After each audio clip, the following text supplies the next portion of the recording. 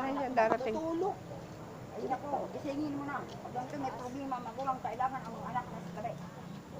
Pag na nakikita, hindi na naaawa ko sa Kuya si Muslim din, kapatay mo ito.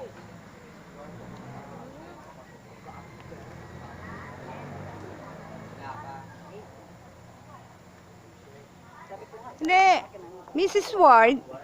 Mrs. Ward, hinaharas po kayo ng mga yan?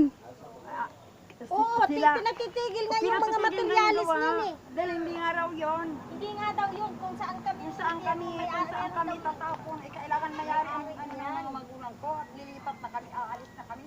So, ibig sabihin, ayaw nila talaga ipalibing yung inyong mga magulang. Alam ko kung ano ang ibig nilang sabihin. Yan Okay. ang hindi ko alam. So, ibig sabihin, Kaso nga hindi doon. Hindi raw doon. Hindi kami saan, kung saan kami kaya ayan ang hinahanap ko. Kung hindi kami pwede kumuha ng 4 na lutin, yun ang sabi nila, yung 2 lutin ay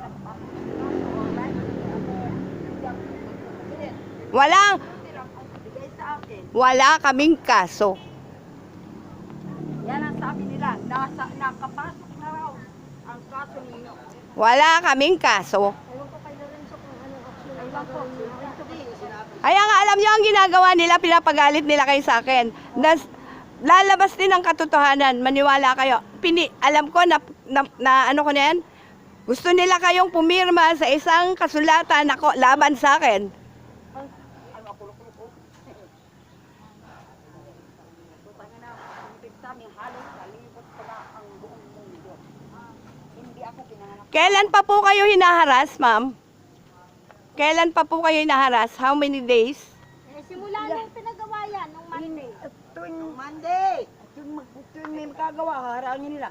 Pati yung mga materialis ko nang sira na yan ang pulis. Pulis? Pulis ba ito? Hindi. Taxi.